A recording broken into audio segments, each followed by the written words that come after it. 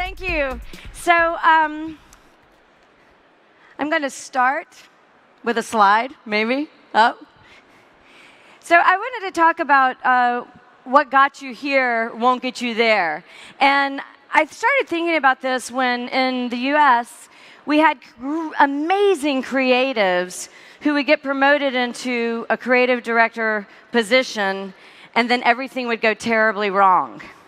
And somebody said, why aren't these great makers, these great creatives, transitioning into strong creative directors?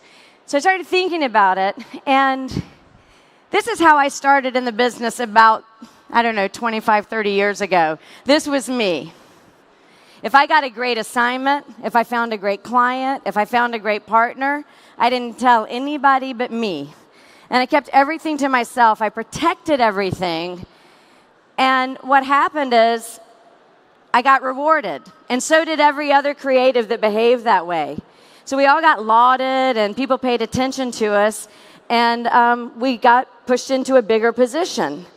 And so I started thinking about this, is that what happened is the behavior that we had when we were like this also looked like this. And we were described as, that girl is feisty. Oh, my Lord, go get Susan. She's relentless. She's dogged. And you feel good. And you're like, I like this behavior. It's working for me. And then you get promoted and you get some power. And what happened to me is when I was actually a creative director at an agency in Chicago, I had a man who was a managing director come into my office. And, I said, we got to talk because everybody hates you. They just hate you. I mean, the men are crying. The women are crying. Everybody's crying. HR is overwhelmed. And he goes, Susan, I don't understand. I'm still the same guy I used to be. I haven't changed a bit. What's the problem? And I realized that when he was in his 20s and 30s and he was behaving the way he was, this is how they felt about him. Feisty, relentless, dogged. Because that was the upper management watching a young person coming up. But when he got the power and he didn't adjust his behavior, because he admitted it, he said, I'm the same guy I've always been, all of a sudden, this is what he looked like. And people described him as, he's a jerk. He's an asshole. He's a tyrant. And this is fundamentally what I realized, is that when you get power, you have to adjust your behavior. Because that exact same behavior is seen in a completely different light. And everybody listens to everything you say like you're talking through a megaphone. And if you don't understand that, you'll fail. Or at least you won't like the person you become. And it's interesting because I see it happen to actually really nice, humble people because they're just like, I'm just plain old me. I'm just bringing myself to the table. You have to adjust when you get power. So then I started thinking, is if the first part of my career was, I was kind of in this culture of scarcity where I was thinking about, this might be the last brief. This might be the last great assignment. This might be the last opportunity I ever have. How many of you think about that when you wake up in the morning? This is the last time I'll have the opportunity to prove that I might be amazing. Anybody? A few? Yeah, it's a scary, horrible feeling, isn't it? I know in our industry we say you're only as good as your last ad.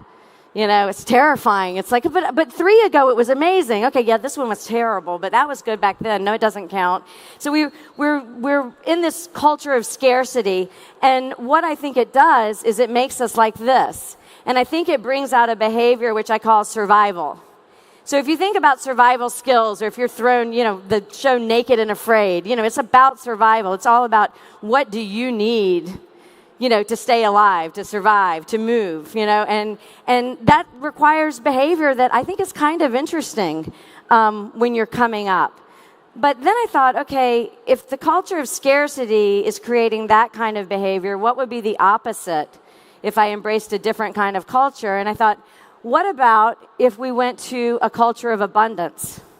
And it's kind of interesting because if you think about it, once you've sort of proven yourself, you aren't as good as your last ad or a project. You're as good as your resume across time. So you actually do have the permission to say, this is not about the last great thing I did. This is about curating, a career. And I'm allowed to look at the failures and the successes and own them all. And I think that my story is okay. So I can be in a culture of abundance. I can think, and I have to say, as someone who runs a company, today it's like, well, there will be another great client. There will be better talent. There will be more opportunities. And the outcome of putting your mindset in a culture of abundance is, it looks a lot like this. So I actually think if I visualize, do I want to look like this every day, or do I want to look like this every day? I can tell you as a human being, this is a lot more fun. And so this is the one word that I take to work every day, and it's really a lot harder than it appears, but it's generosity. And my feeling is that if I can be generous every day, I'm going to succeed. I'm going to be okay. This is a picture of a creative director and creatives that report in to this creative director. It was a team that I worked with, and they would come in, they would go and work with all the creatives, and then they would come to my office and show me the output of the work. And I would, we'd talk about what we thought was great, what we should take to the client. And at the end, I always said, so, who's responsible for the work? Can you tell me what's going on? And they would always go, no, that's our campaign. That's our work. And I'm like, oh, that's good. And this happened about 3 times. And the next time they came in, I said, I have a great idea. We're going to save the company millions of dollars. We're going to fire all the teams that report into you. And they're like, why? And I'm like, because you don't need them. It's always your idea. And they're like, whoa, that's not a good idea. And I said, yeah, because you're treating your creatives that report into you like fat wood. Does anybody know what fat wood is? So it's this little piece of wood that you put underneath your fire in your fireplace when you want to have a big, beautiful fire. And the little fat wood works really hard, but the big logs get all the credit. And that's what they were doing. They were getting fed all this input, good, bad, indifferent, but all that stuff that they were getting and receiving that we might get from AI next year, but this was coming from those creatives. And then they were putting all the dots together and saying, look at my idea. And what I told them is I said, you have to give all those ideas back to some creative that reports into you. That's the generosity. And I said, and when you're generous and you give that work back to them, first of all, you're going to make them better employees and better people in your group. But more importantly, they'll do anything for you. And that's exactly what happened. One thing about generosity is people think that means being nice. I think being nice is sometimes the least generous thing you can be to someone. I can't tell you how many times I hear like creative directors and they're like, we got to lay off people, so I'm going to take vacation and I'm going to let HR handle all that messy stuff. It's your responsibility as a leader, a generous leader, to sit down with people and tell them the hard truth that they need to hear so that they can get better. And I think even in letting someone go, you can be generous. I remember the first time I had to let someone go, actually a really talented individual, but had not created anything of value for him or our company in 3 years. And I was forced to let him go because of financial reasons for the company. And I went in, and the first thing he did was, I was like the Grim Reaper. I walked in, and he goes, oh, no, not me. And I was like, I'm sorry. And and I wanted to say, look, I thought you were talented. You haven't done anything in 3 years. What the heck? Why didn't you, live up to your end of the bargain? But that wasn't the generous thing to do. The generosity for me was to leave him as whole as possible. And so I told him, I said, here's the deal. He said, I'll work for half of what you're paying me already. I said, no, you should be asking for a raise because you're better than that. What I do realize is that I failed you. I can't find the good work in you within this company and this culture. I know it's there, and it's my job to tell you to go somewhere else. And I'm happy to say, I don't want to say what he's doing, but he's very, very successful. And he went on to be an incredible designer in fashion. So sometimes the generosity is having the tough conversations. Another thing that I think is important is to let people go. This is a hard one for me. When talent comes to me and says, I've got a job somewhere else, the first thing I want to do is kill them, I'm like, I've invested all this time. You're part of my puzzle. If you leave, I have to start over. And it takes every part of me to go, you know what, go. Because if you've got wanderlust, you're always going to be looking out over there. So go, be okay. And what I found in our business and advertising is our industry is so small that if you have a reputation of helping people, even when they've sort of left your audience, a lot of times they come back in the boomerang effect. But more importantly, when another talent says, I'm thinking about going and working over there, what do you think? The answer is go, not, oh, Lord, not. So it all comes back to you. This generosity of spirit in leadership, I think, is an incredible investment in the future of where you're going to end up. This is one that I found fascinating. I was in a boardroom with a CEO of a major company that was not doing the best marketing, advertising work by a long shot. And he confessed. He said, I know, actually, we need braver marketers. I know it. He said, but right now, I've got to figure out how to get braver marketers into this company. And so until I hire them, I just need your help. And I was so excited. I was like, oh, we're going to get braver marketers. It's going to be so exciting. And I got about halfway back to the office, and I was like, there's no such thing as a brave marketer. There's such thing as a crazy marketer. I've had those, and they are fun. They don't care. It's crazy. We're going to do that. They're like, yeah, we're going to do that. That's not brave. That's crazy. It's awesome. But brave, I think, is an outcome of culture. And the visualization I have of that is like I live in New York City, and the street that I live on, there are no doormen. It's kind of quiet at night. During the day, I walk down that street. I'm the bravest person in the world. At night, if I have to walk down that street, I've got my keys threaded through my fingers. I'm talking on my cell phone. I'm not brave anymore. So what I realized when he said I need brave marketers is that he should have been talking to himself, because he and his company were creating a culture where people could not choose to be brave, whether it was how they were incentivized, how they were judged, what was going on, but they created the culture. So if you find yourself as a leader ever thinking your people are not brave enough, it's your fault. It's your problem. It's not theirs. Look at your culture, figure out how to be generous enough in your corporation or your company to allow people to be brave. This is another one that I find interesting, and I think it applies to agencies in particular, but in companies in general. A lot of companies are designed to look like they run a relay race. So one department gets the baton, does their job, runs to the next one, gives them the baton, goes, man, I ran fast, I hope they do well. And then it just continues on. And what I realized is that's not really a company that works together, nor do they share a common goal. They're actually just coming in and doing their job, so they're very siloed. So, what I'm trying to ask our company to do is play like a team, which is we all have one goal. At FCB, our goal is the creative product. It's not to get along with the client very well, unless that relationship with the client is to get to a better creative product. It's not to come in and budget unless it's to get to a better creative product. But we're all focused on the creative product, which is the ball in the hole. Now, what's interesting is a lot of people these days say, well, everybody's a creative. And I agree with that. I think people are creative, but there are nuances of what that creativity means. And it's just like when 5-year-olds play a team sport, they don't play it very well, right? They all run after the ball. That's it. It's like the ball's there and the whole team goes this way.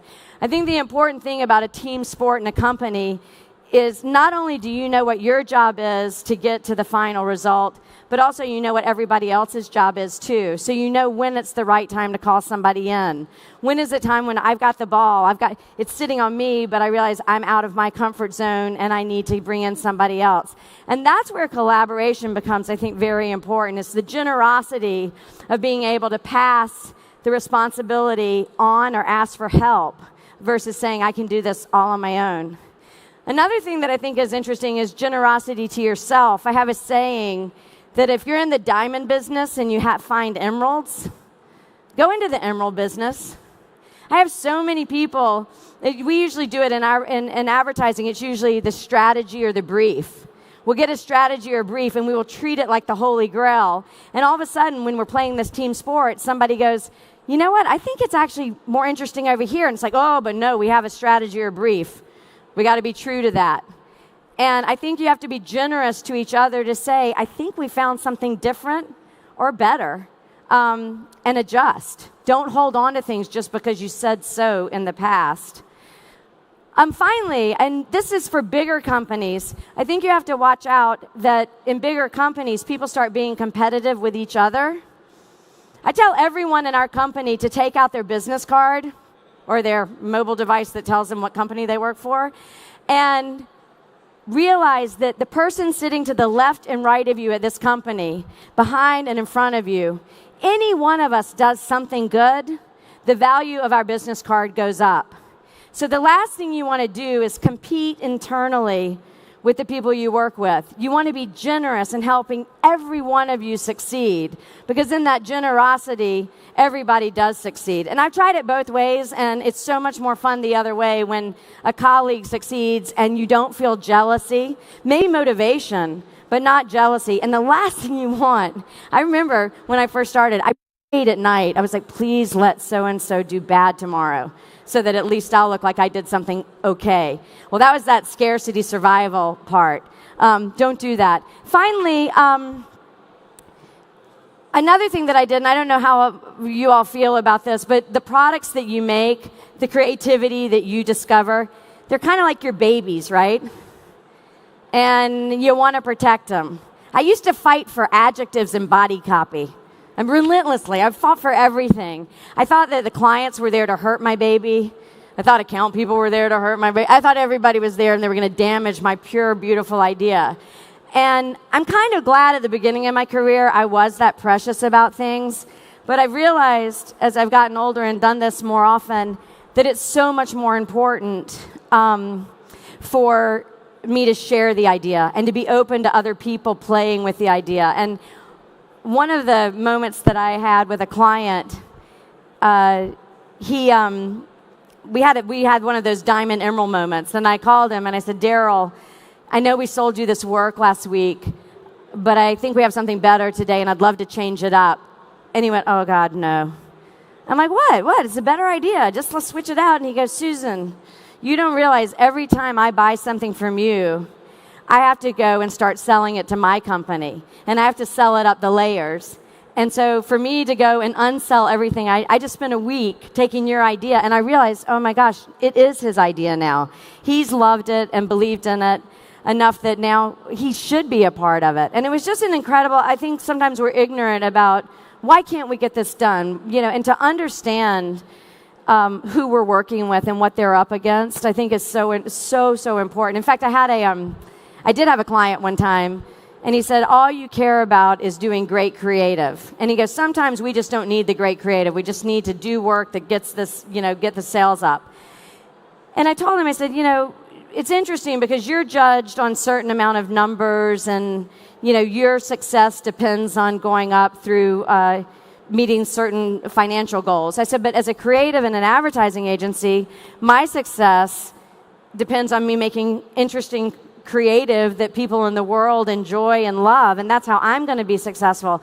And it was interesting, that mutual sharing of understanding how each of us was going to succeed in the world actually made us help each other better. So generosity of conversation, I think, is incredibly important. I also think there's a gentleman, Mike Hughes, who was the creative director of an agency called the Martin Agency. He's no longer with us, but he said something really important to me that stuck, which is, I like to think my clients are smart. After all, they chose to do business with us. And then finally, I think it's important to be generous to yourself. And I don't know if you're experiencing this, but I can't tell you how many top executives of companies that I run into act like they are exhausted and worn out all the time. They're so tired. First of all, don't ever say that if you're running a company to anybody that works for you. There's nothing worse than a leader who's just gotten off of a first-class flight after hanging out in Lisbon, whining and dining and talking to people like you, to come in and go, I'm so tired, when I know everybody back at the agency in New York and all around the world are working hard on deadlines. They're freaking out about things that are going wrong on the ground. And, me saying that I'm so tired, or a leader saying I'm so tired, I think is really terrible. The other thing that I did early on that was interesting is I thought when I became a creative director and started to manage people that I would stay in there with the troops. So I thought that would be really important. It's like, I'm going to be that person that never, ever, ever gets out of the trenches. I'm going to be down in there. I'll stay till midnight. I'll be in there. I don't want them to think I'm some privileged leader. And one night we were getting ready for a new business pitch, and the pitch was at 9 in the morning. I was going to be the presenter, but I was going to hang with everybody. And this guy, Tim Bain, he looked at me and he goes, Susan, it was about 9 o'clock at night. He goes, when are you going home? I'm like, well, I don't know. The proofs are coming in. I guess midnight. We'll probably try to get out of here. He goes, could you possibly make your job look like something we might want to have one day? I was like, I should go home? He goes, yeah, go home. And I realized that is important as we're working so hard down there looking up. If we look up and just see pain and misery, why are you going to work hard down there? And by the way, I can't work as hard as I used to work when I was 25, 30, 35, 40. I have to rest. So I do think it's really important that we not look like we're slogging out our entire lives. Like, how do we make what we do joyful? I started thinking that maybe people were doing this like, oh my God, I'm so tired. I hate my job. It's horrible. As leaders, as they actually had guilt. I thought that maybe they just were like, I don't want anybody to know how good this is. Because I think being a leader is amazing. It really is. And I look at, I was thinking about women in the industry, and I was in Cannes talking to a group of women called See It, Be It. And I was looking at these amazing 30-year-old women. I could see that they were reaching an apex in their careers.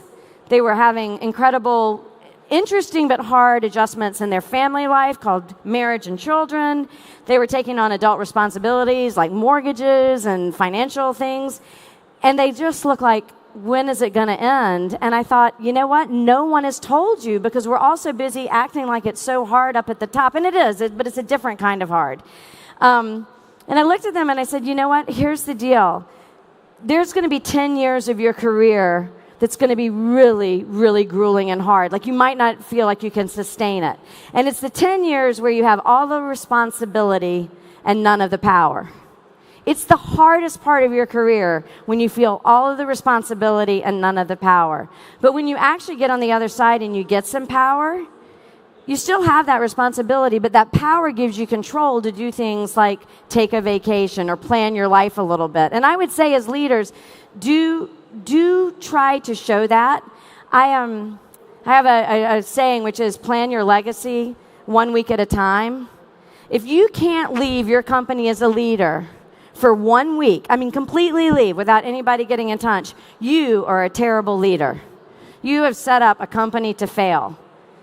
And that, again, comes back to the word generosity, is that as a leader, if you're so possessive of your power and your leadership that you want your company to be vulnerable if you go away even for a week, that's a problem. Be generous with that responsibility. Don't worry about having other people have power that allows you to not be irreplaceable. I think it's incredibly important for leaders to understand that, and to set an example for younger people coming up that your company is going to be okay if you go away and get respite.